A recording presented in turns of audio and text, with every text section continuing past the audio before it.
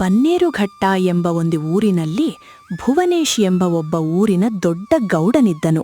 ಅವನು ಇಡೀ ಊರಿನಲ್ಲಿ ಸಾಹುಕಾರನಾಗಿದ್ದನು. ಊರಿನಲ್ಲಿ ಎಲ್ಲಿ ನೋಡಿದರಲ್ಲಿ ಅವನ ಹೆಸರು ಪ್ರಸಿದ್ಧವಾಗಿತ್ತು. ಆದರೆ ಅವನು ತುಂಬ ಕಂಜೂಸಿದ್ದನು. ಒಂದಿನ ಸಂಜೆ ಒಬ್ಬ ಭಿಕ್ಷುಕ ಆ ಊರಿನ ಗೌಡನ ಮನೆ ಮುಂದೆ ಬಂದು ಹೀಗೆ ಕೇಳುತ್ತಾನೆ. ಯಾರಿದ್ದೀರಾ? ಯಾರಾದ್ರೂ ಸ್ವಲ್ಪ ಸಹಾಯ ಮಾಡಿ. ಊಟ ಮಾಡಿ 3 ದಿನಗಳಾಯಿತು. ತಿನ್ನಲು ಸ್ವಲ್ಪ ಏನಾದ್ರೂ ಕೊಡಿ, ನಿಮ್ಗೆ ಪುಣ್ಯ ಬರುತ್ತದೆ. ಇದನ್ನು ಕೇಳಿದ ಆ ಊರಿನ ಗೌಡನಾದ ಭುವನೇಶ ಮನೆಯ ಹೊರಗೆ ಬರುತ್ತಾನೆ. ಅವನ ಹಿಂದೆನೆ ಅವನ ಹೆಂಡತಿ ಕೂಡ ಹೊರಗೆ ಬರುತ್ತಾಳೆ. ನೋಡಿ, ನಾನು ನಿಮ್ಗೆ ತಿನ್ನಲು ಕೊಡುತ್ತೇನೆ, ಆದರೆ ನೀವು ನನಗೆ ಸಾಹುಕಾರನಾಗುವ ಹಾಗೆ ಆಶೀರ್ವಾದ ಮಾಡಿ. ನೀವು ಆ ಥರ ಹೇಳಿದ್ರೆ ನಾನು ದೇವರ ಹೆಸರಿನಲ್ಲಿ ನಿಮ್ಗೆ ಏನನ್ನಾದರೂ ಕೊಡುತ್ತೇನೆ. ಆಯ್ತು ಯಜಮಾನರೇ, ನೀವು ನನಗೆ ದೇವರ ಹೆಸರಿನಲ್ಲಿ ಏನನ್ನಾದರೂ ಕೊಡುತ್ತೀರಾ ಎಂದರೆ ನಾನು ನಿಮ್ಗೆ ನೀವು ಕೇಳಿರುವ ಆಶೀರ್ವಾದವನ್ನು ಮಾಡುತ್ತೇನೆ. ನೀವು ಮುಂದೆ ಬರುವ ದಿನಗಳಲ್ಲಿ ತುಂಬಾ ಸೌಕಾರರಾಗಿರಿ. ನಿಮ್ಮ ವ್ಯವಹಾರಗಳು ತುಂಬಾ ಚೆನ್ನಾಗಿ ನಡೆಯಲಿ. ಎಲ್ಲಾ ಕೆಲಸದಲ್ಲಿ ನಿಮ್ಗೆ ಲಾಭ ಸಿಗಲಿ. ಇದನ್ನು ಕೇಳಿದ ಭುವನೇಶ ತುಂಬಾ ಬೆರಗಾದನು ಮತ್ತು ಆ ಭಿಕ್ಷುಕನ ಮುಂದೆ ಮುಂದೆ ಕೈ ಮಾಡಿ ಹೀಗೆ ಹೇಳುತ್ತಾನೆ. ಇದನ್ನು ತೆಗೆದುಕೋ. ನಿನಗೆ ಯಾರು ಕೊಟ್ಟಿದ್ದು ಎಂದು ಸಾಯುವವರೆಗೂ ನೆನಪಿರಬೇಕು. ಅಷ್ಟು ತೆಗೆದುಕೋ. ಅವನು ಹೀಗೆ ಹೇಳುತ್ತಿರುವಾಗ ಅವನ ಕೈಯಲ್ಲಿ ಏನೂ ಇರುವುದಿಲ್ಲ. ಅದನ್ನು ನೋಡಿದ ಭಿಕ್ಷುಕ ಮತ್ತು ಅವನ ಹೆಂಡತಿ ಬೆರಗಾಗುತ್ತಾರೆ. ಆಗ ಅವನ ಹೆಂಡತಿ ಹೀಗೆ ಹೇಳುತ್ತಾಳೆ. ರೀ, ನಿಮ್ ಕೈಯಲ್ಲಿ ಏನೂ ಇಲ್ಲ ಪಾಪ. ಅವ್ರಿಗೆ ಹೀಗೆ ನೀವು ಈ ಥರ ಮಾಡ್ತಿದ್ದೀರಿ. ಈ ಥರ ಮಾಡಿದ್ರೆ ದೇವ್ರು ಮೆಚ್ಚುದಿಲ್ಲ. ಹೆಂಡತಿ ಹೀಗೆ ಹೇಳುತ್ತಿದ್ದಂತೆಯೇ ಭುವನೇಶ ಹೀಗೆ ಹೇಳುತ್ತಾನೆ. ನಾನು ತಮಾಷೆ ಮಾಡುತ್ತಿಲ್ಲ. ನಾನು ಇವನಿಗೆ ದೇವರ ಹೆಸರಿನಲ್ಲಿ ಏನನ್ನಾದರೂ ಕೊಡುತ್ತೇನೆ. ನೀವೇ ಹೇಳಿ, ಇದುವರೆಗೂ ದೇವರು ಯಾರಿಗಾದರೂ ಕಂಡಿದ್ದಾನೆ? ಭಿಕ್ಷುಕ ಬೆರಗಾಗುತ್ತಾನೆ ಮತ್ತು ಹೀಗೆ ಹೇಳುತ್ತಾನೆ. ಇಲ್ಲ, ನೀವು ಹೇಳುವುದು ಸರಿಯಾಗಿ ಇದೆ. ಇದುವರೆಗೂ ನಾನು ಕೂಡ ದೇವರನ್ನು ನೋಡಿಲ್ಲ. ಯಾರೂ ನೋಡಿಲ್ಲ ಅನಿಸುತ್ತೆ. ದೇವರನ್ನು ನೋಡುವುದು ಅಷ್ಟು ಸುಲಭದ ಮಾತಲ್ಲ. ದೇವರು ಹೇಗೆ ಕಾಣುವುದಿಲ್ಲವೋ ನಾನು ನಿಮ್ಗೆ ಕೊಟ್ಟಿದ್ದು ಕೂಡ ಹಾಗೆ ಕಾಣುವುದಿಲ್ಲ. ಯಾಕೆಂದ್ರೆ ನಾನು ದೇವರ ಹೆಸರಿನಲ್ಲಿ ಕೊಟ್ಟಿದ್ದೇನೆ. ಹೇಗೆ ದೇವರು ಕಾಣುವುದಿಲ್ಲವೋ ಆ ದೇವರ ಹೆಸರಿನಲ್ಲಿ ಕೊಟ್ಟಿದ್ದು ಕೂಡ ಕಾಣುವುದಿಲ್ಲ. ಈಗ ನಾನು ಎಲ್ಲ ಕೊಟ್ಟಿದ್ದೀನಿ. ಈಗ ಹೋಗಿ. ಭಿಕ್ಷುಕ ಸುಮ್ಮನೆ ಏನು ಹೇಳದೆ ಅಲ್ಲಿಂದ ಹೋಗುತ್ತಾನೆ. ಮತ್ತೆ ಮುಂದೆ ಬಂದು ಅವನು ಇತರ ಮಾತನಾಡಿಕೊಳ್ಳುತ್ತಾನೆ. ಈ ಊರಿನ ಗೌಡ ತುಂಬಾ ಕಂಜೂಸಿದ್ದಾನೆ. ದೇವರು ಅವನಿಗೆ ಎಲ್ಲವನ್ನೂ ಕೊಟ್ಟಿದ್ದಾನೆ, ಆಸ್ತಿ, ಅಂತಸ್ತು, ಐಶ್ವರ್ಯ. ಆದರೂ ಕೂಡ ನನಗೆ ಒಂದು ತೊಟ್ಟು ಊಟವನ್ನು ಕೊಡಲಿಲ್ಲ. ನನ್ನ ಕೆಲಸವಿತ್ತು ಜನಗಳಿಗೆ ಆಶೀರ್ವಾದ ಮಾಡುವುದು. ಇಷ್ಟು ಹೇಳಿ ಆ ಭಿಕ್ಷುಕ ಮುಂದೆ ಸಾಗುತ್ತಾನೆ. ಅವನು ಮುಂದೆ ಹೋದಾಗ ಅಲ್ಲಿ ಸ್ವಲ್ಪ ಜನ ಇರುತ್ತಾರೆ. ಆದರೆ ಅವನು ಯಾರಿಗೆ ಏನೂ ಕೂಡ ಕೇಳುವುದಿಲ್ಲ. ಅವನು ಹಾಗೆ ಹೋಗುತ್ತಿರುವುದನ್ನು ನೋಡಿ ಅವರು ಅವನಿಗೆ ಹೀಗೆ ಕೇಳುತ್ತಾರೆ. ಯಾಕೆ ನೀನು ಯಾರ ಹತ್ತಿರ ಏನನ್ನು ಕೇಳದೆ ಹೋಗುತ್ತಿದ್ದೀ? ಏನು ಲಾಭ ಹೇಳಿ? ನನ್ನನ್ನು ನೋಡಿ ನೀವು ಆಡಿಕೊಳ್ಳುತ್ತೀರಾ ಮತ್ತು ನನಗೆ ಏನೂ ಕೊಡುವುದಿಲ್ಲ. ಏನು ಹೇಳುತ್ತಿದ್ದೀರಾ? ನಾವು ಯಾಕೆ ನಿಮ್ಗೆ ಈ ಥರ ಮಾಡಬೇಕು? ನಮ್ಮ ಊರಿಗೆ ಎಷ್ಟೋ ಜನ ಭಿಕ್ಷುಕರು ಬರುತ್ತಾರೆ. ಅವರಿಗೆಲ್ಲರಿಗೂ ನಾವು ದಾನ ಮಾಡುತ್ತೇವೆ. ನೀವು ಕೂಡ ಬಂದಿದ್ದೀರಾ ಎಂದರೆ ನಾವು ದಾನ ಮಾಡಿಯೇ ಮಾಡುತ್ತೇವೆ ಅಲ್ಲವೇ? ನೀವು ಏಕೆ ಈ ಥರ ಹೇಳುತ್ತಿದ್ದೀರಿ? ಹಾಗಾದರೆ ಈ ಊರಿನಲ್ಲಿ ಇರುವವರು ಒಳ್ಳೆಯವರಿದ್ದಾರೆ. ಎಲ್ಲರೂ ಅವನ ಥರ ಇರುತ್ತಾರೆ ಎಂದು ನಾನು ತಿಳಿದಿದ್ದೆ. ನೋಡಿ, ನಿಮ್ಮ ಊರಿನಲ್ಲಿರುವ ಗೌಡ ತುಂಬಾ ಕಂಜೂಸಿದ್ದಾನೆ. ಅವನು ನನಗೆ ಒಂದು ಹೊತ್ತಿನ ಊಟವನ್ನು ಕೊಡಲಿಲ್ಲ. ನೀವು ಹೇಳುವುದರಲ್ಲಿ ನಮಗೆ ಅರ್ಥವಾಯಿತು.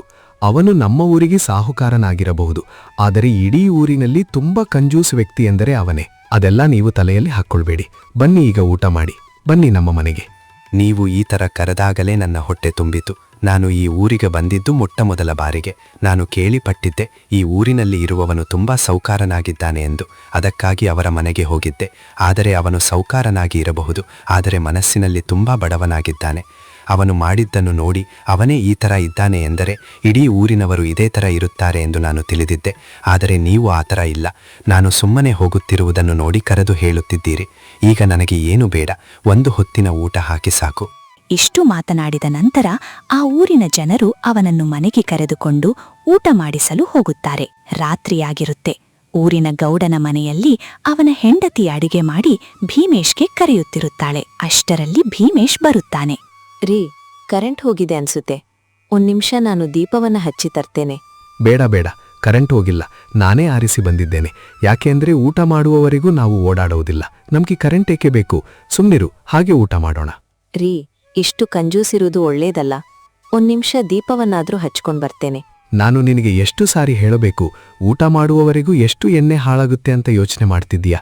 ನಿನಗೆ ಎಷ್ಟು ಹೇಳಿದ್ರೂ ಕೇಳುವುದಿಲ್ಲ. ಬಾ ಹೊರಗೆ, ಚಂದ್ರನ ಬೆಳಕಿನಲ್ಲಿ ಊಟ ಮಾಡೋಣ. ದೀಪದ ಎಣ್ಣೆ ಆದ್ರೂ ಉಳಿಯುತ್ತೆ. ಇಷ್ಟು ಹೇಳಿದ ನಂತರ ಭೀಮೇಶ್ ಊಟವನ್ನು ಮಾಡಲು ಹೊರಗೆ ಹೋಗುತ್ತಾನೆ. ಅವನ ಜೊತೆ ಅವನ ಹೆಂಡತಿಯೂ ಬಂದಿರುತ್ತಾಳೆ. ಮತ್ತು ಹೊರಗೆ ಬಂದವನು ಅವಳಿಗೆ ಹೀಗೆ ಹೇಳುತ್ತಾನೆ. ನೋಡು ಇಲ್ಲಿ, ಇಷ್ಟು ಚೆನ್ನಾಗಿ ಚಂದ್ರನ ಕಿರಣಗಳು ಬೀಳುತ್ತಿವೆ. ನಿನಗೆ ಈಗಲೇ ಹೇಳುತ್ತಿದ್ದೇನೆ, ಇನ್ನು ಮೇಲಿಂದ ಸುಮ್ಮನೆ ದೀಪದ ಎಣ್ಣೆಯನ್ನು ಹಾಳು ಮಾಡಬೇಡ. ಅವನ ಹೆಂಡತಿ ಕೂಡ ಪಾಪ ಏನನ್ನೂ ಹೇಳುವುದಿಲ್ಲ. ಅವನ ಜೊತೆ ಕೂಡಿ ಊಟವನ್ನು ಮಾಡಲು ಮುಂದಾಗುತ್ತಾಳೆ. ಇವರು ಹೊರಗೆ ಕುಂತು ಊಟ ಮಾಡುವುದನ್ನು ಸ್ವಲ್ಪ ಊರಿನ ಜನರು ನೋಡುತ್ತಾರೆ ಮತ್ತು ಹೀಗೆ ಮಾತನಾಡುತ್ತಾರೆ. ನೋಡು ನೋಡು, ಎಷ್ಟು ಕಂಜೂಸು ಮಾಡುತ್ತಿದ್ದಾನೆ ಎಂದು. ನಾನು ಹುಟ್ಟಿನಿಂದಾಗಲೂ ಇಂತಹ ಕಂಜೂಸ್ನನ್ನ ನಾನು ಎಲ್ಲಿಯೂ ನೋಡಿಲ್ಲ. ನಾವು ಏನು ಹೇಳಲು ಸಾಧ್ಯ ಇಲ್ಲ. ಬನ್ನಿ ಈಗ ಹೋಗೋಣ. ಊರಿನವರು ನೋಡಿ ಇಷ್ಟು ಮಾತನಾಡಿದ ನಂತರ ಅವರು ಸುಮ್ಮನೆ ಅಲ್ಲಿಂದ ಹೋಗಿಬಿಡುತ್ತಾರೆ. ಇಲ್ಲಿ ಊರಿನ ಗೌಡ ಮಲಗಿಕೊಂಡಿರುತ್ತಾನೆ. ಆಗ ಅವನ ಹೆಂಡತಿ ಹೀಗೆ ಮಾತನಾಡಿಕೊಳ್ಳುತ್ತಿರುತ್ತಾಳೆ. ದೇವ್ರೆ, ಹೇಗಾದ್ರೂ ಮಾಡಿ ಇವರು ಇಷ್ಟು ಕಂಜೂಸಿರುವುದನ್ನು ತಪ್ಪಿಸು. ನಾವಿರೋದೇ ಇಬ್ರಿದ್ದೇವೆ. ಇಷ್ಟು ಆಸ್ತಿ ಅಂತಸ್ತು ತಗೊಂಡು ನಾವೇನ್ ಮಾಡೋದು? ಇದ್ದಕ್ಕಿದ್ದಂತೆ ಭೀಮೇಶ್ಗೆ ಎಚ್ಚರ ಆಗುತ್ತೆ ಮತ್ತು ಅವನು ಹೀಗೆ ಕೇಳುತ್ತಾನೆ. ನನಗೆ ಗೊತ್ತು, ನೀನು ನನ್ನ ಕಂಜೂಸಿರೋದರ ಬಗ್ಗೆ ಯೋಚನೆ ಮಾಡುತ್ತಿದ್ದೀಯಾ ಎಂದು. ಇಲ್ಲ ಇಲ್ಲ, ನಾನದನ್ನು ಯೋಚನೆ ಮಾಡ್ತಿರ್ಲಿಲ್ಲ. ನಾನ್ ಯೋಚಿಸ್ತಿದ್ದೆ, ನಾವಿನ್ನಾದ್ರೂ ಮಕ್ಕಳನ್ನು ಮಾಡ್ಕೊಂಡಿಲ್ಲ, ಅದರ ಬಗ್ಗೆ ಯೋಚನೆ ಮಾಡ್ತಿದ್ದೆ. ನೋಡು, ನಾನು ನಿನಗೆ ಈಗಲೇ ಹೇಳುತ್ತೇನೆ, ನಾನು ನಿನಗೆ ಹೇಗಾದರೂ ಮಾಡಿ ಅಲ್ಲಿ ಇಲ್ಲಿ ಅಷ್ಟು ಇಷ್ಟ ಅಂತ ಖರ್ಚನ್ನು ಉಳಿಸುತ್ತೇನೆ. ನಾವು ಮಕ್ಕಳನ್ನು ಮಾಡಿಕೊಂಡ್ರೆ ಅದು ತುಂಬ ಖರ್ಚು ನಮಗೆ ಬರುತ್ತೆ. ಅವರ ಶಾಲೆಗೆ, ಅವರ ಓದಿಗೆ, ಮತ್ತು ಹೆಣ್ಣು ಮಗು ಆಯ್ತಂದ್ರೆ ಮುಗ್ದೇ ಹೋಯಿತು. ಅವಳ ಮದುವೆ ಅದು ಇದು ಅಂತ ತುಂಬ ಖರ್ಚಾಗಿ ಹೋಗುತ್ತೆ. ಸುಮ್ಮನೆ ಹಾಗೆ 1-2-3 ಲಕ್ಷ ಹಾಳಾಗಿ ಹೋಗುತ್ತೆ. ಅದಕ್ಕಾಗಿ ಮಕ್ಕಳೇ ಬೇಡ, ಈಗ ಸುಮ್ಮನೆ ಮಲಕ್ಕೋ. ಅವನ ಮಾತನ್ನು ಕೇಳಿದ ಅವನ ಹೆಂಡತಿ ಏನನ್ನೂ ಹೇಳುವುದಿಲ್ಲ, ಸುಮ್ಮನೆ ಇದ್ದು ಬಿಡುತ್ತೆ. ಬೆಳಿಗ್ಗೆ ಆಗಿರುತ್ತೆ. ಭೀಮೇಶ್ನ ಹೆಂಡತಿ ಭೀಮೇಶ್ಗೆ ಹೀಗೆ ಕೇಳುತ್ತಾಳೆ. ರೀ, ನನ್ಗೆ ಚಹಾ ಕುಡಿಬೇಕೆಂದು ಅನಿಸ್ತಿದೆ. ನಾನು ಚಹಾ ಮಾಡ್ಕೊಳ್ಬಹುದೇ? ನಾವು 3 ಹೊತ್ತು ಚಿಂತೆ ಇಲ್ಲದೆ ಊಟ ಮಾಡುತ್ತೇವೆ. ಇವತ್ತು ನೀನು ಚಾ ಬೇಕು ಎಂದು ಕೇಳುತ್ತಿದ್ದೀಯಾ? ಎಷ್ಟಿದ್ರೂ ನನ್ನ ಹೆಂಡತಿಯಲ್ಲವೇ, ನಿನಗೆ ಚಾವನ್ನು ನಾನು ಕೊಡಿಸುತ್ತೇನೆ.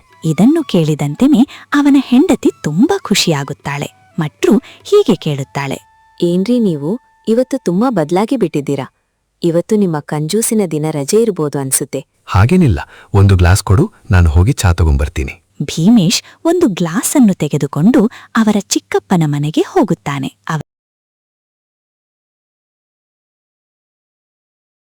ಚಿಕ್ಕಪ್ಪ, ಸ್ವಲ್ಪ ಚಾ ಇದ್ದರೆ ಕೊಡಿ. ಯಶೋಧ ಇವತ್ತು ಚಾ ಬೇಕು ಎಂದು ಕೇಳಿದ್ದಾಳೆ.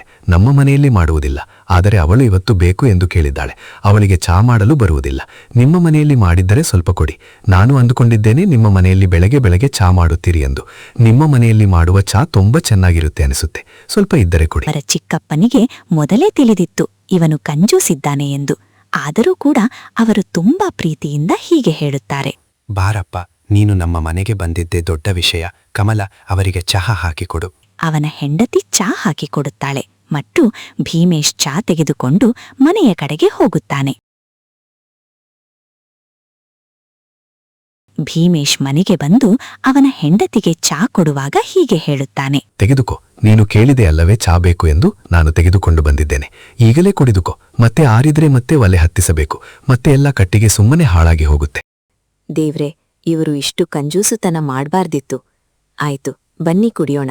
ಇಷ್ಟು ಹೇಳಿದ ನಂತರ ಅವನ ಹೆಂಡತಿ ಮತ್ತೊಂದು ಗ್ಲಾಸನ್ನು ತರಲು ಒಳಗೆ ಹೋಗಿ ಬರುತ್ತಾಳೆ. ಬಂದ ನಂತರ ಚಾ ಕುಡಿಯುವಾಗ ಅವಳು ಅವನಿಗೆ ಹೀಗೆ ಹೇಳುತ್ತಾಳೆ. ರೀ, ನೀವು ಬೆಳಿಗ್ಗೆ ಬೆಳಿಗ್ಗೆ ಕಂಜೂಸ್ತನವನ್ನು ತೋರ್ಸಲು ಹೋಗ್ತೀರಿ. ಊರಿನವರು ನಿಮ್ಮನ್ನು ನೋಡಿ ಆಡ್ಕೊಳ್ತಾರೆ. ನಿಮ್ಗೇನು ಅನ್ಸುದಿಲ್ವೇ? ನೋಡು, ನೀನು ತಿಳಿದುಕೊಂಡಿರುವುದು ತಪ್ಪು. ಊರಿನವರು ನನಗೆ ತುಂಬಾ ಪ್ರೀತಿಯನ್ನು ತೋರಿಸುತ್ತಾರೆ. ನಾನು ಅವರ ಮನೆಗೆ ಹೋಗಿ ಒಂದೇ ಮಾತು, ಚಾ ಇದ್ದರೆ ಕೊಡಿ ಅಂದೆ. ಅವರು ಎಷ್ಟು ಪ್ರೀತಿಯಿಂದ ಮಾತನಾಡಿಸಿ ನನಗೆ ಚಾವನ್ನು ಕೊಟ್ರು ಗೊತ್ತಾ? ಮತ್ತೆ ಅವರು ಹೇಳುತ್ತಿದ್ದರು, ನಾನು ಅವರ ಮನೆಗೆ ಹೋಗಿದ್ದು ಅವರ ಅದೃಷ್ಟವಂತೆ ಎಂದು ಅವರು ಹೇಳುತ್ತಿದ್ದರು. ಅವರು ಹಾಗೆ ಅಂತಾರೆ. ಮತ್ತೆ ನೀವು ಇಡೀ ಊರಿಗೆ ಗೌಡ್ರಲ್ವೇ? ನೀವು ಅವರ ಮನೆಗೆ ಹೋದ್ರೆ ಮತ್ತೆ ಅವರು ಹಾಗೆ ಅಂದೇ ಅಂತಾರೆ. ಭೀಮೇಶ್ ಮತ್ತೆ ಏನನ್ನು ಹೇಳುವುದರಲ್ಲಿ ಇದ್ದನು. ಅಷ್ಟರಲ್ಲಿಯೇ ಯಾರೋ ಒಬ್ಬರು ಅವರ ಮನೆಗೆ ಬರುತ್ತಾರೆ. ಬಂದು ಬಾಗಿಲನ್ನು ಜೋರಾಗಿ ಬಡಿಯುತ್ತಾರೆ. ಬಾಗಿಲನ್ನು ಬಡಿಯುವುದನ್ನು ನೋಡಿ ಭೀಮೇಶ ಹೀಗೆ ಹೇಳುತ್ತಾನೆ. ನೀನು ಬಾಗಿಲನ್ನು ತೆಗೆಯಲು ಹೋಗುವಂತೆ ಮೊದಲು ಕೇಳು, ಯಾರು ಬಂದಿದ್ದಾರೆ ಹೊರಗೆ? ಆಯ್ತು, ತಡೀರಿ ಕೇಳ್ತೇನೆ. ಯಾರ್ದು ಹೊರಗೆ ಬಂದಿದ್ದು ಬೆಳಿಗ್ಗೆ ಬೆಳಿಗ್ಗೆ? ಅತ್ತಿಗೆ, ಸ್ವಲ್ಪ ಬಾಗಿಲನ್ನು ತೆಗೆಯಿರಿ. ನಾನು ಭೀಮೇಶನ ಗೆಳೆಯ. ಸ್ವಲ್ಪ ದಿನ ರಜೆ ಸಿಕ್ಕಿತು, ಅದಕ್ಕಾಗಿ ಅವನ ಜೊತೆ ಓಡಾಡಬೇಕೆಂದು ನಾನು ಬಂದಿದ್ದೇನೆ. ಆಯ್ತು, ಹಾಗಾದ್ರೆ ಈಗ್ಲೇ ಬಾಗಿಲನ್ನು ತೆಗಿತೇನೆ. ಇನ್ನೇನು ಅವನ ಹೆಂಡತಿ ಬಾಗಿಲನ್ನು ತೆಗೆಯಬೇಕೆಂದು ಹೋಗುತ್ತಿದ್ದಳು. ಆಗ ಅವನ ಹೀಗೆ ಹೇಳುತ್ತಾನೆ. ನೋಡು, ನಾನು ಮನೆ ಹಿಂದೆ ಹೋಗಿ ಅಡಿಗೆಕೊಳ್ಳುತ್ತೇನೆ. ಅವನಿಗೆ ಹೋಗಿ ಹೇಳು, ಅವರು ಇಲ್ಲ, ಅವರು ಬೇರೆ ಊರಿಗೆ ಹೋಗಿದ್ದಾರೆ ಎಂದು ಹೇಳು. ಏನ್ಲಿ ನೀವು, ನಿಮ್ಮ ಗೆಳೆಯ ನಿಮ್ಮನ್ನು ನೋಡ್ಬೇಕೆಂದು ಅಷ್ಟು ದೂರಿನಿಂದ ಮತ್ತು ರಜೆಯನ್ನು ತೆಗೆದುಕೊಂಡು ಬಂದಿದ್ದಾನೆ. ಅದನ್ನು ಬಿಟ್ಟು ನೀವು ಅಡಿಗೆ ಕೊಳ್ತೇನೆ ಎಂದು ಹೇಳ್ತಿದ್ದೀರಿ ಅಲ್ವೇ? ನಿನಗೆ ಗೊತ್ತಿಲ್ಲ, ಅವನು ನನ್ನ ಹಣವನ್ನು ತುಂಬಾ ಖರ್ಚು ಮಾಡಿಸುತ್ತಾನೆ. ಯಾರೂ ಸಿಕ್ಕಿಲ್ಲ ಅನಿಸುತ್ತಿದೆ, ಹಾಗಾಗಿ ನನ್ನ ಹತ್ತಿರ ಬಂದಿದ್ದಾನೆ. ಬೆಳಿಗ್ಗೆ ಸಂಜೆ ಅವನಿಗೆ ಊಟ ಮಾಡಿಸಬೇಕು, ಹಾಗೆಯೇ ತುಂಬಾ ಖರ್ಚಾಗಿ ಹೋಗುತ್ತೆ. ಅದಕ್ಕಾಗಿ ನಾನು ಈಗ ಅಡಿಗೆ ಕೊಳ್ಳಲು ಹೋಗುತ್ತಿದ್ದೇನೆ. ನಾನು ಎಷ್ಟು ಹೇಳುತ್ತೇನೆ ಅಷ್ಟು ಮಾಡು. ನೀವು ಇಷ್ಟು ಆಸ್ತಿ ಅಂತಸ್ತು ಮಾಡಿ ಸಾಯುವಾಗ ಇದನ್ನೆಲ್ಲ ತಗೊಂಡು ಹೋಗ್ತೀರಾ? ನೋಡು, ಈಗ ಮತ್ತೆ ಏನು ಮಾತನಾಡಬೇಡ. ಹೆಂಡತಿಯಾಗಿ ನಾನು ಹೇಳಿದ ಕೆಲಸ ಮಾಡುವುದು ನಿನ್ನ ಕರ್ತವ್ಯ. ಹೋಗಿ ಅವನ ಹತ್ತಿರ ಹೇಳು, ನಾನು ಈಗ ಅಡಿಗೆಕೊಳ್ಳುತ್ತೇನೆ. ಇಷ್ಟು ಹೇಳಿ ಅವನು ಅವಸರದಿಂದ ಅಡಗಿಕೊಳ್ಳಲು ಹೋಗುತ್ತಾನೆ. ಇದನ್ನು ನೋಡಿದ ಅವನ ಹೆಂಡತಿ ಹೀಗೆ ಇಷ್ಟು ಕಂಜೂಸಿರುವನು ದೇವ್ರೇ ಕಾಪಾಡ್ಕೊಳ್ಬೇಕು. ಏನೇ ಆಗ್ಲಿ, ಒಂದಿನ ಇವರನ್ನು ನಾನು ಬದಲಾಯಿಸ್ತೇನೆ. ಅದಕ್ಕಾಗಿ ನಾನು ಏನನ್ನಾದ್ರೂ ಮಾಡಲು ತಯಾರಾಗಿದ್ದೇನೆ. ಈಗ ಹೋಗಿ ಬಾಗಿಲನ್ನು ತೆಗಿತೇನೆ. ಅವಳು ಬಾಗಿಲನ್ನು ತೆಗೆದ ನಂತರವೇ ಅವನ ಗೆಳೆಯ ಅವಳಿಗೆ ಹೀಗೆ ಕೇಳುತ್ತಾನೆ. ಅರೆ ಭೀಮೇಶ್, ಎಲ್ಲಿದ್ದಾನೆ? ನಾನು ಬಂದಿದ್ದೇನೆ. ಭೀಮೇಶ್, ಬಾ. ನನಗೆ ಗೊತ್ತು, ನೀನು ಇಲ್ಲಿಯೋ ಅಡಿಗೆಕೊಂಡಿದ್ಯಾ. ಚಿಕ್ಕವರಿದ್ದಾಗಲೂ ನೀನು ಖರ್ಚಾಗುತ್ತೆ ಎಂದು ಹೀಗೆ ಮಾಡುತ್ತಿದ್ದೆ. ನನಗೆ ಗೊತ್ತು. ನಿನಗೆ ನೆನಪಿದೆಯೇ, ನಾನು ಒಂದಿನ ನಿಮ್ಮ ಮನೆಗೆ ಬಂದಾಗ ನೀನು ನಿಮ್ಮ ಮನೆಯ ಬಚ್ಚಲಲ್ಲಿ ಅಡಿಗೆಕೊಂಡಿದ್ದೆ, ಅದು 1 ಗಂಟೆವರೆಗೂ. ಇದನ್ನು ಕೇಳಿದ ಅವನ ಹೆಂಡತಿಗೆ ನಗು ಬರುತ್ತಿತ್ತು. ಅವಳು ಹೀಗೆ ಕೇಳುತ್ತಾಳೆ. ಏನ್ ಹೇಳ್ತಿದ್ದೀರಾ ನೀವು? ಇವರು 1 ತಾಸು ಬರೀ ಭತ್ತದಲ್ಲಿ ನಿಂತಿದ್ದಾರೆ. ಹೌದು, ನಾನು ಹೇಳುತ್ತಿರುವುದು ನಿಜ. ನಿಮಗೆ ಈಗಾಗಲೇ ಗೊತ್ತಾಗಿರುತ್ತದೆ ಅವನು ಎಷ್ಟು ಕಂಜೂಸು ಮಾಡುತ್ತಿದ್ದಾನೆ ಎಂದು. ನನಗೆ ಗೊತ್ತು, ಅವನು ನಿಮಗೆ ಹೇಳಿರಬಹುದು.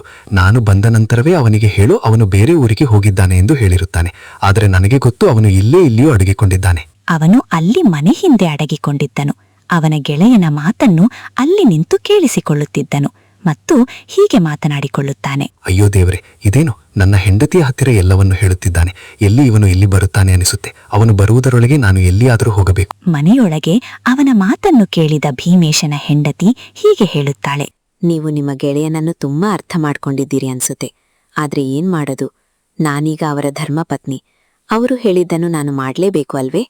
ಈಗ ಹೇಗೆ ನಾನು ಅವರು ಎಲ್ಲಿದ್ದಾರೆ ಎಂದು ನಿಮ್ಗೆ ಹೇಳಿ? ನಾನಾಗೇ ಹೇಳಿದ್ರೆ ತಪ್ಪಾಗುತ್ತೆ. ಬೇಡ, ನೀವು ಹೇಳಬೇಡಿ. ನೀವು ಹೇಳಿದ್ರೆ ಮತ್ತೆ ತಪ್ಪಾಗುತ್ತೆ. ಗಂಡನ ಮಾತನ್ನು ನಿಭಾಯಿಸುವುದು ನಿಮ್ಮ ಕರ್ತವ್ಯ. ನಾನೇ ಅವನು ಎಲ್ಲಿದ್ದಾನೆ ಎಂದು ಹುಡುಕ್ತೇನೆ. ಅಯ್ಯೋ ದೇವರೇ, ಇವನು ಇಲ್ಲಿಗೆ ಬಂದೇ ಬಿಡುತ್ತಾನೆ. ಅಷ್ಟರಲ್ಲಿ ನಾನು ನಮ್ಮ ಚಿಕ್ಕಪ್ಪನ ಮನೆಗೆ ಹೋಗಬೇಕು. ಇವತ್ತು ಏನೇ ಆದರೂ ನಾನು ಇವನಿಗೆ ಖರ್ಚು ಮಾಡುವುದಿಲ್ಲ. ಇಷ್ಟು ಮಾತನಾಡಿದ ನಂತರ ಭೀಮೇಶ್ ಅವಸರದಿಂದ ಅವರ ಚಿಕ್ಕಪ್ಪನ ಮನೆಗಡೆಗೆ ಹೋಗುತ್ತಾನೆ.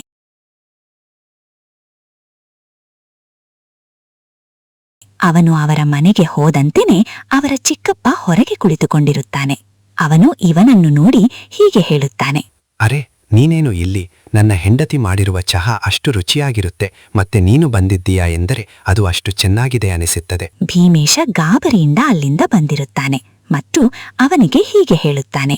ಏನಿಲ್ಲ, ನಾನು ಚಾವನ್ನು ಕೇಳಲು ಬಂದಿಲ್ಲ. ನನಗೆ ನಿದ್ದೆ ಬರುತ್ತಿದೆ. ಸ್ವಲ್ಪ ಹೊತ್ತು ನಾನು ನಿಮ್ಮ ಮನೆಯಲ್ಲಿ ಮಲಗಿಕೊಳ್ಳುತ್ತೇನೆ. ನಿಮ್ಮ ಮನೆಯಲ್ಲಿ ಸ್ವಲ್ಪ ಜಾಗ ಕೊಟ್ರೆ ಸಾಕು. ನೀವು ಏನು ಹೇಳುತ್ತಿದ್ದೀರಾ? ನಿಮ್ಮ ಬಳಿ ಅಷ್ಟು ದೊಡ್ಡ ಅರಮನೆ ಇದೆ, ಅಲ್ಲಿ ಬಿಟ್ಟು ನೀವು ನನ್ನ ಗುಡಿಸಿನಲ್ಲಿ ಕೇಳುತ್ತಿದ್ದೀರಾ ನಮ್ಮ ಜಾಗವನ್ನು? ದಯವಿಟ್ಟು ನೀವು ತಮಾಷೆ ಮಾಡಬೇಡಿ. ದೊಡ್ಡ ಮಾತು ಮಾತಾಡಬೇಡಿ. ಈಗ ಸ್ವಲ್ಪ ತಡ ಮಾಡದೆ ಬಾಗಿಲನ್ನು ತೆಗೆಯಿರಿ. ನಾನು ಒಳಗೆ ಹೋಗಬೇಕು. ಅದು ಏನೆಂದರೆ, ನನ್ನ ಹೆಂಡತಿ ಮನೆಯನ್ನು ಸ್ವಚ್ಛ ಮಾಡುತ್ತಿದ್ದಾಳೆ. ಅದಕ್ಕಾಗಿ ನನ್ನನ್ನು ಹೊರಗೆ ಕೂರಿಸಿದ್ದಾಳೆ. ಅವಳು ಈಗ ಎಲ್ಲಾ ಮನೆ ಸ್ವಚ್ಛ ಮಾಡುವವರೆಗೂ ಬಾಗಿಲನ್ನು ತೆಗೆಯುವುದಿಲ್ಲ. ಅವಳು ಎಲ್ಲಾ ಕೆಲಸ ಮುಗಿದ ನಂತರ ಒಳಗೆ ಕರೆಯುತ್ತಾಳೆ. ಅಲ್ಲಿವರೆಗೂ ನಾನು ಹೋಗುವುದಿಲ್ಲ. ಇವನು ಹೀಗೆ ಮಾತನಾಡುತ್ತಿರುವಾಗ ದೂರದಿಂದ ಅವನ ಗೆಳೆಯ ಇವನನ್ನು ನೋಡಿಬಿಡುತ್ತಾನೆ ಮತ್ತು ಅವನ ಗೆಳೆಯ ಹೀಗೆ ಹೇಳುತ್ತಾನೆ. ನಿಲ್ಲು ಭೀಮೇಶ್, ನಾನು ನಿನ್ನನ್ನು ನೋಡಿದೆ. ಈಗ ನೀನು ಎಲ್ಲಿ ತಪ್ಪಿಸಿಕೊಳ್ಳಲಾಗುವುದಿಲ್ಲ. ನಾನು ಬಂದೆ, ನಿಲ್ಲು. ಅಯ್ಯೋ, ಈಗೇನ್ ಮಾಡೋದು? ಇವನು ನನ್ನನ್ನು ನೋಡಿಬಿಟ್ಟ. ಈಗ ನಾನು ಇಲ್ಲಿಂದ ಹೋದ್ರೆ ಅವನಿಗೆ ಗೊತ್ತಾಗತ್ತೆ. ಅಷ್ಟರಲ್ಲಿ ಅವನ ಗೆಳೆಯ ಅವನ ಹತ್ತಿರ ಬಂದು ಹೀಗೆ ಹೇಳುತ್ತಾನೆ. ಏನು ಭೀಮೇಶ್, ನಾನು ಬಂದಿದ್ದನ್ನು ನೋಡಿ ಅಡಗಿಕೊಳ್ಳುತ್ತೀಯಾ? ನಿನ್ನಷ್ಟು ಕಂಜೂಸನ್ನು ನಾನು ಎಲ್ಲಿಯೂ ನೋಡಿಲ್ಲ. ಬಾಬಾ ಗೋಪಾಲ್, ಯಾವಾಗ ಬಂದೆ? ನಿನ್ನನ್ನು ನಾನು ನೋಡಿಲ್ಲ. ನನಗೆ ಎಲ್ಲಾ ಗೊತ್ತು ಭೀಮೇಶ್. ನಾನು ಬಂದಿರುವುದನ್ನು ನೋಡಿ ನೀನು ಮನೆ ಹಿಂದೆ ಅಡಗಿಕೊಂಡಿದ್ದೆ. ನಾನು ಮನೆ ಹಿಂದೆ ಬಂದಾಗ ನೀನು ಇಲ್ಲೇ ಬಂದಿದ್ದೀಯಾ? ಇಲ್ಲ, ನಾನು ಬಂದು ತುಂಬಾ ಹೊತ್ತಾಗಿತ್ತು. ಬೇಕಾದರೆ ರವಿ ಚಿಕ್ಕಪ್ಪನಾಗಿ ಕೇಳು. ನಾನು ಇವರ ಮನೆಗೆ ಸ್ವಲ್ಪ ಕೆಲಸ ಇತ್ತು ಎಂದು ಬಂದಿದ್ದೆ. ಭೀಮೇಶ್ ಹೀಗೆ ಮಾತನಾಡಿದಾಗ ಅವರ ಚಿಕ್ಕಪ್ಪ ಏನನ್ನು ಮಾತನಾಡುವುದಿಲ್ಲ. ಅವರು ಹಾಗೆ ಸುಮ್ಮನೆ ಇದ್ದು ಬಿಡುತ್ತಾರೆ. ಅದನ್ನು ನೋಡಿದ ಇವನಿಗೆ ಅಷ್ಟರಲ್ಲಿ ಅರ್ಥವಾಗಿಬಿಡುತ್ತೆ. ಬಾ, ಈಗ ಹೋಗೋಣ. ಭೀಮೇಶನನ್ನು ಕರೆದುಕೊಂಡು ಅವನು ಹೋಗುತ್ತಾನೆ. ಅವರ ಮನೆ ಹತ್ತಿರ ಹೋಗುತ್ತಿರುವಾಗ ಅವನ ಹೆಂಡತಿ ಬಾಗಿಲಲ್ಲಿ ಇರುತ್ತಾಳೆ. ಇವರಿಬ್ಬರು ಬರುವುದನ್ನು ನೋಡಿ ಅವಳು ಭೀಮೇಶ್ಗೆ ಹೀಗೆ ಹೇಳುತ್ತಾಳೆ. ರೀ, ಏನ್ರೀ ನೀವು ನನ್ಗೆ ಹೇಳಿದ್ದೀರಿ ನನ್ನ ಗೆಳೆಯ ಬಂದಿದ್ದಾನೆ, ಅವನ್ಗೆ ಹೇಳಿ ಕಳಿಸು ನಾನು ಬೇರೆ ಊರಿಗೆ ಹೋಗಿದ್ದೇನೆ ಎಂದು. ಆದ್ರೆ ನೀವು ನೋಡಿದ್ರೆ ಅವರ ಜೊತೆ ಓಡಾಡ್ತಿದ್ದೀರಿ. ನೀವು ಯಾಕೆ ನನ್ಗೆ ಹೀಗೆ ಹೇಳಿದ್ದೀರಿ? ಭೀಮೇಶ್ ಮತ್ತೆ ಮಾತಿನಲ್ಲಿ ಸಿಕ್ಕಿ ಹಾಕಿಕೊಂಡಿದ್ದನು. ಆದರೆ ಅವನಿಗೆ ಚೆನ್ನಾಗಿ ಬರುತ್ತಿತ್ತು ಹೇಗೆ ಬಚಾವಾಗಬೇಕೆಂದು. ನೀನು ತಪ್ಪು ತಿಳಿದುಕೊಂಡಿದ್ದೀಯಾ? ನಿನಗೆ ಕನಸು ಬಿದ್ದಿದೆ ಅನಿಸುತ್ತೆ. ನಾನು ನಿನಗೆ ಹೇಳಿ ಹೋಗಿದ್ದಿಲ್ಲವೇ, ನಾನು ರವಿ ಚಿಕ್ಕಪ್ಪನ ಮನೆಗೆ ಹೋಗಿ ಬರುತ್ತೇನೆ ಎಂದು? ಬೆಳಿಗ್ಗೆಯಿಂದ ಸಂಜೆವರೆಗೂ ಕೆಲಸ ಮಾಡುತ್ತೀಯಲ್ಲವೇ, ಅದಕ್ಕೆ ನಿನಗೆ ಸ್ವಲ್ಪ ನೆನಪಿಲ್ಲ ಎನಿಸುತ್ತೆ. ಇವನ ಮಾತನ್ನು ಕೇಳಿದ ಅವನ ಹೆಂಡತಿಗೆ ಏನು ಮಾತನಾಡಬೇಕೆಂದು ತಿಳಿಯುತ್ತಿರಲಿಲ್ಲ. ಆದರೆ ಅವಳು ಹೀಗೆ ಹೇಳುತ್ತಾಳೆ. ಆಯ್ತು, ಈಗ ನಾನು ಮಧ್ಯಾಹ್ನದ ಅಡಿಗೆಯನ್ನು ಮಾಡಬೇಕು. ಅಡಿಗೆ ಮಾಡಲು ತುಂಬಾ ಸಮಯ ಬೇಕಾಗತ್ತೆ. ಅಲ್ಲಿವರೆಗೂ ನೀವು ನಿಮ್ಮ ಗೆಳೆಯನಿಗೆ ಪೇಟೆ ತೋರಿಸ್ಕೊಂಡ್ ಬನ್ನಿ, ಮತ್ತು ಅಲ್ಲಿ ತಾಜಾವಾದ ಹಣ್ಣುಗಳು ಸಿಗುತ್ತವೆ, ಇದ್ರೆ ತೆಗೆದುಕೊಂಡ್ ಬನ್ನಿ. ಇದನ್ನು ಕೇಳಿದ ಭೀಮೇಶನ ಗೆಳೆಯ ಖುಷಿಯಿಂದ ಹೀಗೆ ಹೇಳುತ್ತಾನೆ. ಹೌದಲ್ಲವೇ, ಈ ಊರಿನಲ್ಲಿ ಇವತ್ತು ಸಂತೆ ಇದೆ. ಬಾ ಭೀಮೇಶ, ಸಂತೆಯನ್ನು ತಿರುಗಾಡಿ ಬರೋಣ. ಇವತ್ತು ನನಗೆ ಇಷ್ಟವಾದದ್ದೆಲ್ಲವನ್ನೂ ತಿನ್ನುತ್ತೇನೆ. ಅತ್ತಿಗೆ, ನೀವು ಆರಾಮಾಗಿ ಅಡುಗೆಯನ್ನು ಮಾಡಿ, ನಾವು ಪೇಟೆಗೆ ಹೋಗಿ ಬರುತ್ತಿವೆ. ಅವನನ್ನು ಕರೆದುಕೊಂಡು ಭೀಮೇಶ್ ಪೇಟೆ ಹತ್ತಿರ ಹೋಗುತ್ತಿರುತ್ತಾನೆ. ಆದರೆ ಹೋಗುತ್ತಿರುವಾಗ ಭೀಮೇಶ್ ಮನಸ್ಸಿನಲ್ಲಿ ಹೀಗೆ ಅಂದುಕೊಳ್ಳುತ್ತಾ ಹೋಗುತ್ತಿರುತ್ತಾನೆ. ನನಗೆ ಗೊತ್ತಿತ್ತು, ಇವನು ಯಾವಾಗ ನಮ್ಮ ಮನೆಗೆ ಬರುತ್ತಾನೆ ಎಲ್ಲಾ ದುಡ್ಡನ್ನು ಖರ್ಚು ಮಾಡಿಸಿ ಹೋಗುತ್ತಾನೆ. ನನಗೆ ಅನಿಸುತ್ತೆ, ಚಿಕ್ಕವನಿದ್ದಾಗ ಇವನು ನನಗೆ ಖರ್ಚು ಮಾಡಿದ್ದನ್ನ ಎಲ್ಲವನ್ನೂ ಇವತ್ತೇ ತೀರಿಸಿಕೊಳ್ಳುತ್ತಾನೆ ಎಂದು. ದೇವರೇ, ಇವನಿಂದ ನನ್ನನ್ನು ನೀನೇ ಕಾಪಾಡಬೇಕು. ಭೀಮೇಶ್ನ ಗೆಳೆಯ ಮೊಟ್ಟಮೊದಲಿಗೆ ಸಮೋಸ ಅಂಗಡಿಗೆ ಅವನನ್ನು ಕರೆದುಕೊಂಡು ಹೋಗಿರುತ್ತಾನೆ. ಇನ್ನೇನು ಗೋಪಾಲ್ ಸಮೋಸ ಕೊಡಿ ಎಂದು ಹೇಳುವುದರಲ್ಲಿ ಭೀಮೇಶ ಹೀಗೆ ಹೇಳುತ್ತಾನೆ. ಒಂದು ಪ್ಲೇಟ್ ಸಮೋಸ ಕೊಡಿ. ಯಾಕೆ, ನೀನು ತಿನ್ನುವುದಿಲ್ಲವೇ? ಇಷ್ಟು ಕಂಜೂಸುತನ ಮಾಡುವುದು ಒಳ್ಳೆಯದಲ್ಲ. ಹಾಗೇನಿಲ್ಲ, ಅಲ್ಲಿ ಮನೆಯಲ್ಲಿ ಅಡುಗೆ ಆಗ್ತಿದೆ, ನಾನು ಅಲ್ಲಿಯೇ ಹೋಗಿ ತಿನ್ನುತ್ತೇನೆ, ನೀನು ತಿನ್ನು. ಆಯ್ತು, ಹಾಗಾದ್ರೆ ಕಂಜೂಸುತನ ಏನೂ ಇಲ್ಲ ಎಂದರೆ 2 ಪ್ಲೇಟ್ ಸಮೋಸ ಕೊಡಿ. 2 ನಾನೇ ತಿನ್ನುತ್ತೇನೆ, ನನಗೆ ತುಂಬಾ ಹೊಟ್ಟೆ ಹಸಿದಿದೆ. ಅರೆ, ನೀನು ಒಂಥರ ಬೇರೆ ಮನುಷ್ಯನೇ ಇದ್ದೀಯಾ. ಆಯ್ತು, 2 ಪ್ಲೇಟ್ ಕೊಡಿ, ನಾನು 1 ಪ್ಲೇಟ್ ತಿನ್ನುತ್ತೇನೆ. ಅಂಗಡಿಯವನು ಇವರಿಗೆ 2 ಪ್ಲೇಟ್ ಸಮೋಸ ಏನು ಕೊಡುತ್ತಾನೆ. ಆದರೆ ತಿಂದ ನಂತರ ಭೀಮೇಶ್ ಈ ನಾಟಕವನ್ನು ತೆಗೆಯುತ್ತಾನೆ. ಅವನು ಅಂಗಡಿಯವನ ಹತ್ತಿರ ಹೀಗೆ ಹೇಳುತ್ತಾನೆ. ನೋಡಪ್ಪ, ನನ್ನತ್ರ ಈಗ ದುಡ್ಡಿಲ್ಲ, ನಾನು ಹಾಗೆ ಮಾರುಕಟ್ಟೆಗೆ ಹೋಗಿ ಬಂದ್ರೆ ಆಯ್ತು ಎಂದು ಬಂದಿದ್ದೆ. ನಿನಗೆ ಗೊತ್ತೇ ಇದೆ, ನಾನು ಈ ಊರಿನ ಗೌಡ. ನಿನಗೆ ನಾನು ಮತ್ತೆ ಸಿಗುತ್ತೇನೆ, ಆಗ ಬಂದು ದುಡ್ಡನ್ನು ಕೊಡುತ್ತೇನೆ. ಆಯ್ತು ಗೌಡರೇ, ನಿಮಗೆ ಇಲ್ಲ ಎಂದು ಹೇಳುತ್ತೇನೆ. ನಾನೇ ಸಂಜೆ ಕಡೆ ನಿಮ್ಮ ಮನೆಗೆ ಬಂದಾಗ ಕೊಟ್ಟು ಕಳಿಸಿ. ಭೀಮೇಶ್ ಮನಸ್ಸಿನಲ್ಲಿ ಹೀಗೆ ಅಂದುಕೊಳ್ಳುತ್ತಾನೆ. ನಾನು ಅಂದ್ಕೊಂಡಿದ್ದೆ ನಾನೇ ತುಂಬಾ ಚಾಲಾಕಾಗಿದ್ದೇನೆ ಎಂದು, ಆದರೆ ಎಲ್ಲಾ ಜನ ನನಗಿಂತ ಚಾಲಾಕಾಗಿದ್ದಾರೆ. ಬಾ, ಈಗ ಹೋಗೋಣ. ಏನು, ಈಗ್ಲೇ ಮನೆಗೆ ಹೋಗೋಣವೇ? ನಾನಿನ್ನೂ ಪಾನಿಪುರಿ ಎಲ್ಲವನ್ನೂ ತಿನ್ನಬೇಕು. ಹೀಗೆ ಮಾಡಿ ಗೋಪಾಲವನ ಎಲ್ಲ ಹಣವನ್ನು ಖರ್ಚು ಮಾಡಿಸಿಬಿಡುತ್ತಾನೆ. ಎಷ್ಟೋ ಸಮಯದ ನಂತರ ಮತ್ತೆ ಇವರು ಮನೆಗೆ ಬರುತ್ತಾರೆ. ಭೀಮೇಶ್ ಅವನ ಗೆಳೆಯನನ್ನು ಹೊರಗೆ ನಿಲ್ಲಿಸಿ ಅವಸರದಿಂದ ಒಳಗೆ ಬಂದು ಅವನ ಹೆಂಡತಿಗೆ ಹೀಗೆ ಹೇಳುತ್ತಾನೆ. ನೀನು ಇನ್ನಾದರೂ ಅಡುಗೆ ಮಾಡಿಲ್ಲ ಅಲ್ಲವೇ? ರೀ, ನೀವು ಅಡಿಗೆ ಕೋಣೆಯಲ್ಲಿ ಏನ್ ಮಾಡ್ತಿದ್ದೀರಿ? ನಾನೀಗ ಅಡಿಗೆ ಮಾಡ್ಬೇಕೆಂದು ಹೋಗ್ತಿದ್ದೆ. ಯಾಕೆ, ಏನಾಯ್ತು? ನೋಡು, ಅಡುಗೆಯನ್ನು ದಿನ ಎಷ್ಟು ಮಾಡ್ತೀಯಾ ಅಷ್ಟೇ ಮಾಡು. ಅದಕ್ಕೆ ಸ್ವಲ್ಪ ನೀರು ಜಾಸ್ತಿ ಹಾಕು. ಸುಮ್ಮನೆ ಎಲ್ಲ ಜಾಸ್ತಿ ಮಾಡಿ ಹಾಳು ಮಾಡಬೇಡ. ರೀ, ನೀವು ಏನ್ ಹೇಳ್ತಿದ್ದೀರಾ? ನಾವು ದಿನ ಇಬ್ರೇ ಇರ್ತೇವೆ. ಇವತ್ತು 3 ಜನ ಇದ್ದೇವೆ. ನೀರು ಹಾಕಿದ್ರೆ ಎಲ್ಲಾ ಅಡಿಗೆ ರುಚಿ ಹಾಳಾಗ್ ಹೋಗುತ್ತೆ. ನೀವಿಷ್ಟು ಕಂಜೂಸ್ ಮಾಡುದು ಒಳ್ಳೇದಲ್ಲರೀ. ಆಯ್ತು, ನೀನು ರುಚಿಯಾದ ಅಡುಗೆಯನ್ನೇ ಮಾಡು, ಆದ್ರೆ ಇಬ್ಬರಿಗಾಗುವಷ್ಟು ಮಾತ್ರ ಮಾಡು. ನಾನೀಗ್ಲೇ ಪೇಟೆಯಲ್ಲಿ ತುಂಬಾ ತಿಂದು ಬಂದಿದ್ದೇನೆ. ಹೇಳಿ ಭೀಮೇಶ್ ಅಲ್ಲಿಂದ ಹೋಗುತ್ತಾನೆ. ಹೊರಗೆ ಇದ್ದ ಅವನ ಗೆಳೆಯ ಎಲ್ಲವನ್ನೂ ಕೆಡಿಸಿಕೊಂಡಿರುತ್ತಾನೆ. ಇವನು ಇದರ ಮಾಡಿರುವುದನ್ನು ನೋಡಿ ಅವನು ಹೀಗೆ ಮಾತನಾಡಿಕೊಳ್ಳುತ್ತಾನೆ. ಇವನು ಹೀಗೆ ಬಿಟ್ರೆ ನಡೆಯುವುದಿಲ್ಲ. ಜೀವನದಲ್ಲಿ ಇಷ್ಟು ಜಿಪ್ಪಣ್ಣ ಇರಬಾರ್ದು. ಇನ್ನೂ ಸ್ವಲ್ಪ ದಿನ ನೋಡ್ತೇನೆ. ಇವನು ಸರಿ ಹೋಗದೇ ಇದ್ರೆ ನಮ್ಮ ಗುರೂಜಿಯನ್ನು ಕರ್ಕೊಂಡು ಬರ್ತೇನೆ. 1 ವಾರ ನೋಡುತ್ತಾನೆ. ಆದರೆ ಭೀಮೇಶ್ ಮನೆಯಲ್ಲಿ ಊಟವೇ ಮಾಡುವುದಿಲ್ಲ. ಇದನ್ನು ನೋಡಿದ ಅವನ ಗೆಳೆಯ ತುಂಬಾ ಬೇಸರದಿಂದ ಊರಿನವರನ್ನು ಹೋಗಿ ಭೇಟಿಯಾಗುತ್ತಾನೆ. ನೋಡಿ, ನಾನು ಏನ್ ಹೇಳ್ಬೇಕೆಂದರೆ, ನನ್ನ ಗೆಳೆಯನಾದ ಭೀಮೇಶ್ ತುಂಬಾ ಕಂಜೂಸಾಗಿದ್ದಾನೆ. 1 ವಾರವಾಯ್ತು ಅವನು ಊಟ ಸರಿಯಾಗಿ ಮಾಡಿಲ್ಲ. ನನಗೆ ಒಬ್ಬ ಗುರೂಜಿ ಗೊತ್ತಿದ್ದಾರೆ, ನಾನು ಅವರನ್ನು ಕರ್ಕೊಂಡು ಬರ್ತೇನೆ. ಒಂದು ಮಾತು ನಿಮ್ಗೆ ಕೇಳಿದ್ರೆ ಆಯ್ತು ಎಂದು ಕೇಳುತ್ತಿದ್ದೆ. ಇವತ್ತು ಸಂಜೆ ನಾನು ಕರ್ಕೊಂಡು ಬರ್ತೇನೆ, ಆಗ ನೀವು ಇಲ್ಲಿ ಬರಬೇಕು. ಆಯ್ತಪ್ಪ, ನೀನು ಹೇಳುವುದು ಸರಿಯಾಗೇ ಇದೆ. ನಮ್ಮ ಕೈಯಲ್ಲಂತೂ ಅವನ ಸರಿ ಮಾಡಲು ಆಗ್ತಿಲ್ಲ. ಅವನು ಸರಿಯಾದರೆ ಪಾಪ ಅವನ ಹೆಂಡತಿ, ಅವಳಿಗಾದರೂ ನಾವು ಸಹಾಯವನ್ನು ಮಾಡಬೇಕು. ನೀನು ಆ ಗುರೂಜಿಯನ್ನು ಕರ್ಕೊಂಡು ಬಾ, ನಾವು ಸಂಜೆ ಬರುತ್ತೀವಿ. ಸಂಜೆಯಾಗುತ್ತೆ. ಆ ಗುರೂಜಿಯನ್ನು ಗೋಪಾಲ ಕರೆಸಿರುತ್ತಾನೆ. ಅಲ್ಲಿ ಊರಿನ ಜನ ಕೆಲವರು ಬಂದಿರುತ್ತಾರೆ.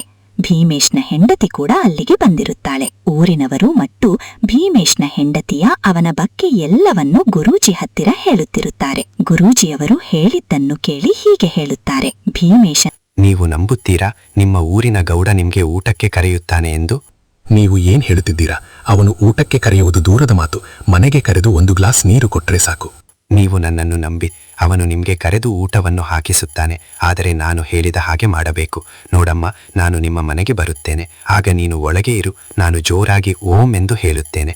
ಆಗ ನೀನು ಇದ್ದಲ್ಲಿ ಸುಮ್ಮನೆ ಮಲಗಿಕೊಂಡು ಬಿಡಬೇಕು. ನಾನು ಜೋರಾಗಿ ಹೇಳುತ್ತೇನೆ. ನಿನಗೆ ಎಲ್ಲವೂ ಕೇಳುವ ಹಾಗೆ ಹೇಳುತ್ತೇನೆ. ನನ್ನ ಧ್ವನಿ ನಿಮ್ಮ ಮನೆಯ ತುಂಬಾ ತುಂಬಿರುತ್ತೆ. ಇದ್ರಿಂದ ಏನಾಗತ್ತೆ? ನೀನು ಭಯಪಡಬೇಡ. ನೀನೇ ನೋಡು ಏನಾಗುತ್ತೆ ಎಂದು. ಈಗ ಹೋಗಿ ಅವನನ್ನು ಕರೆದುಕೊಂಡು ಬನ್ನಿ. ಅವನಿಗೆ ಹೀಗೆ ಹೇಳಿ, ಊರಿನಲ್ಲಿ ಒಬ್ಬ ಗುರೂಜಿಗಳು ಬಂದಿದ್ದಾರೆ. 100 ವರ್ಷಗಳ ಕಾಲ ನೀಲಗಿರಿಯಲ್ಲಿ ತಪಸ್ಸನ್ನು ಮಾಡಿ ಅಲ್ಲಿಂದ ನಡೆದುಕೊಂಡು ನಮ್ಮ ಊರಿಗೆ ಬಂದಿದ್ದಾರೆ ಎಂದು ಹೇಳಿ. ಭೀಮೇಶನನ್ನು ಕರೆದುಕೊಂಡು ಅವನ ಗೆಳೆಯನಾದ ಗೋಪಾಲ ಅವರ ಮನೆಗೆ ಹೋಗುತ್ತಾನೆ.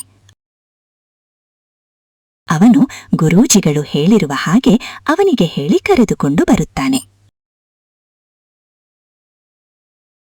ಅವನು ಗುರೂಜಿ ಹತ್ತಿರ ಕರೆದುಕೊಂಡು ಬಂದಿರುತ್ತಾನೆ. ಅಲ್ಲಿ ಊರಿನ ಕೆಲ ಜನರು ಕೂಡ ಕುಳಿತುಕೊಂಡಿರುತ್ತಾರೆ. ಆಗ ಭೀಮೇಶ ಹೀಗೆ ಹೇಳುತ್ತಾನೆ. ಗುರುಗಳೇ, ನೀವು 100 ವರ್ಷಗಳ ಕಾಲ ತಪಸ್ಸನ್ನು ಮಾಡಿದ್ದೀರಿಯಂತೆ. ನನ್ನ ಗೆಳೆಯ ಎಲ್ಲವನ್ನೂ ಹೇಳಿದ್ದಾನೆ. ಮತ್ತೆ ನೀವು ಎಲ್ಲರ ಭವಿಷ್ಯವನ್ನು ಹೇಳುತ್ತೀರಿಯಂತೆ. ನಂದು ಸ್ವಲ್ಪ ಹೇಳಿ ನೋಡೋಣ. ನಾನು ಎಲ್ಲರ ಭವಿಷ್ಯವನ್ನು ಹೇಳುತ್ತೇನೆ. ನಿಂದು ಹೇಳಬೇಕೆಂದರೆ ನಿನ್ನ ಹೆಸರು ಭೀಮೇಶ್ ಅಲ್ಲವೇ? ನೀನು ತುಂಬಾ ದೊಡ್ಡ ಕಂಜೂಸಿದ್ದೀಯ. ಇದೇ ತರ ನೀನು ಮುಂದುವರಿಸಿಕೊಂಡು ಹೋದರೆ ನೀನು ಎಲ್ಲ ಹಾಳವಾಗಿ ಹೋಗುತ್ತೀಯ. ನಿನ್ನ ಆಸ್ತಿ ಅಂತಸ್ಥ ಎಲ್ಲವನ್ನೂ ಕಳೆದುಕೊಳ್ಳಬೇಕಾಗುತ್ತದೆ. ಈ ತರ ಆಗಬಾರದೆಂದರೆ ನಿನ್ನ ಮನೆಯನ್ನು ಶಾಂತಿ ಮಾಡಿಸಬೇಕು. ಭೀಮೇಶ ಅವರ ಮಾತನ್ನು ಕೇಳಿದಂತೆ ಅವರನ್ನು ಮನೆಗೆ ಕರೆದುಕೊಂಡು ಬಂದೇ ಬಿಟ್ಟಿರುತ್ತಾನೆ. ಭೀಮೇಶನ ಹೆಂಡತಿ ಗುರುಗಳು ಹೇಳಿದ ಹಾಗೆ ಮನೆಯೊಳಗೆ ಇರುತ್ತಾಳೆ. ಆಗ ಗುರುಗಳು ಹೀಗೆ ಹೇಳುತ್ತಾರೆ. ಗುರುಗಳು, ನಾನು 100 ವರ್ಷಗಳ ಕಾಲ ತಪಸ್ಸನ್ನು ಮುಗಿಸಿ ಬಂದಿದ್ದೇನೆ. ಆದ ಕಾರಣ ನನ್ನಲ್ಲಿ ತುಂಬಾ ಶಕ್ತಿ ಇದೆ. ಬೇಕಾದರೆ ನಾನು ಈಗ ಓಂ ಎಂದು ಹೇಳುತ್ತೇನೆ. ನಿನ್ನ ಹೆಂಡತಿ ಇದ್ದಲ್ಲಿಯೇ ಮಲಗಿಕೊಳ್ಳುತ್ತಾಳೆ. ಹೀಗೆ ಹೇಳಿದಂತೆಯೇ ಭೀಮೇಶ್ ಒಳಗೆ ನೋಡಲು ಹೋಗುತ್ತಾನೆ. ಒಳಗೆ ನೋಡಿದರೆ ಗುರುಗಳು ಹೇಳಿದಂತೆಯೇ ಅವನ ಹೆಂಡತಿ ಓಂ ಹೇಳಿದಾಗ ಮಲಗಿಕೊಂಡಿರುತ್ತಾಳೆ. ಆದರೆ ಭೀಮೇಶ್ಗೆ ಅದು ಗೊತ್ತಿರುವುದಿಲ್ಲ. ಅದನ್ನು ನೋಡಿದ ನಂತರ ಗಾಬರಿಯಿಂದ ಅವನು ಮತ್ತೆ ಮರಳಿ ಬರುತ್ತಾನೆ. ಹೌದು, ನೀವು ಹೇಳುವುದು ಸರಿಯಾಗಿದೆ. ನೀವು ತುಂಬಾ ಶಕ್ತಿಶಾಲಿಯಾಗಿದ್ದೀರಿ ಎನಿಸುತ್ತೆ. ನನಗೆ ಆಶೀರ್ವಾದ ಮಾಡಿ. ನಾನು ಈಗ ಎಷ್ಟು ಸಾಹುಕಾರನಿದ್ದೀನೋ ಇದರ ಮತ್ತಷ್ಟು ಸಾಹುಕಾರನಾಗುವ ಹಾಗೆ ಮಾಡಿ. ನಾನು ಆಸ್ತಿ ಅಂತಸ್ತನ್ನು ಕಳೆದುಕೊಳ್ಳುತ್ತೇನೆ ಎಂದು ಹೇಳಿದ್ದೀರಿಯಲ್ಲವೇ? ಅದರಿಂದ ನನ್ನನ್ನು ತಪ್ಪಿಸಿ. ಆಯಿತು. ಇದರಿಂದ ನೀನು ತಪ್ಪಿಸಿಕೊಳ್ಳಬೇಕೆಂದರೆ ಇಡೀ ಊರನ್ನೇ ಕರೆದು ನಿನ್ನ ಊಟ ಹಾಕಿಸಬೇಕು. ಇಲ್ಲದಿದ್ದರೆ ನೀನು ಎಲ್ಲವನ್ನೂ ಕಳೆದುಕೊಳ್ಳುತ್ತೀಯ. ಈಗ ಏನು ಮಾತನಾಡಬೇಡ. ನಿನ್ನ ಹತ್ತಿರ ಸಮಯವಿಲ್ಲ. ನಾಳೆ ಎನ್ನುವುದರೊಳಗೆ ನೀನು ಇಡೀ ಊರಿಗೆ ಊಟವನ್ನು ಹಾಕಿಸಬೇಕು. ಸಾಧುಗಳು ಹೇಳಿದಂತೆ ಭೀಮೇಶ್ ಊಟವನ್ನು ಮಾಡಿಸಿ ಊರಿನವರಿಗೆ ಊಟವನ್ನು ಹಾಕಿರುತ್ತಾನೆ. ಆಗ ಅಲ್ಲಿ ಬಂದ ಒಬ್ಬ ಮುದುಕಿ ಊಟ ಮಾಡಿದ ನಂತರ ಅವನಿಗೆ ಕೈ ಮುಗಿದು ಹೀಗೆ ಹೇಳುತ್ತಾಳೆ. ತುಂಬಾ ಧನ್ಯವಾದಗಳು. ನಾನು ಈ ಊರಿನವಳು ಅಲ್ಲ. ನಾನು ಬೇರೆ ಊರಿನವಳು. ನಾನು ಊಟ ಮಾಡದೆ 1 ವಾರವಾಗಿತ್ತು. ನನಗೆ ತಿಳಿಯಿತು ನೀವು ಇವತ್ತು ಊಟ ಹಾಕಿಸುತ್ತಿದ್ದೀರಿ ಎಂದು. ಅದಕ್ಕಾಗಿ ನಿಮ್ಮ ಊರಿಗೆ ಮತ್ತು ನಿಮ್ಮ ಮನೆಗೆ ಬಂದಿದ್ದೆ. ಇಲ್ಲಿ ಊಟ ಮಾಡಿ ನನಗೆ ತುಂಬಾ ಸಂತೋಷವಾಯಿತು. ಆ ದೇವರು ನಿಮಗೆ ಆಸ್ತಿ ಅಂತಸ್ತನ್ನು ಕೊಟ್ಟು ಒಳ್ಳೆಯದನ್ನು ಮಾಡ್ಲಿ. ನನ್ನ ವಯಸ್ಸಿನಲ್ಲಿ ಸ್ವಲ್ಪ ನಿಮಗೆ ಕೊಡ್ಲಿ. ಆ ಮುದುಕಿ ಹೀಗೆ ಹೇಳಿದಂತೆಯೇ ಭೀಮೇಶ್ಗೆ ಏನೋ ಒಂಥರ ತೃಪ್ತಿ ಸಿಕ್ಕಿರುವ ಹಾಗೆ ಆಯಿತು. ಆಗ ಅವನು ಹೀಗೆ ಹೇಳುತ್ತ, ನೀವು ನನಗಿಂತ ವಯಸ್ಸಿನಲ್ಲಿ ದೊಡ್ಡವರು. ಬರೀ 1 ಹೊತ್ತು ಊಟ ಕೊಟ್ಟಿದ್ದಕ್ಕೆ ನನಗೆ ಇಷ್ಟೆಲ್ಲ ನೀವು ಆಶೀರ್ವಾದ ಮಾಡುತ್ತಿದ್ದೀರಿ. ನನಗೆ ಈಗ ತಿಳಿಯಿತು ದಾನ ಮಾಡುವುದರಲ್ಲಿ ಸಿಕ್ಕ ಪುಣ್ಯ ಮತ್ತೆ ಯಾವುದರಲ್ಲಿ ಸಿಗೋದಿಲ್ಲ ಎಂದು. ನಾನು ಇಂದಿನಿಂದಲೇ ಕಂಜೂಸುತನವನ್ನು ಬಿಟ್ಟು ಬಿಡುತ್ತೇನೆ. ಇನ್ನು ಮೇಲಿಂದ ನಮ್ಮ ಊರಿನಲ್ಲಿ ಪ್ರತಿ ವಾರಕ್ಕೆ 2 ಬಾರಿ ನಮ್ಮ ಮನೆಯಲ್ಲಿ ಊಟವನ್ನು ಹಾಕಲಾಗುತ್ತೆ. ಇನ್ನು ಮೇಲಿಂದ ನಾನು ಬರೀ ಜನರ ಸೇವೆಯನ್ನೇ ಮಾಡುತ್ತೇನೆ.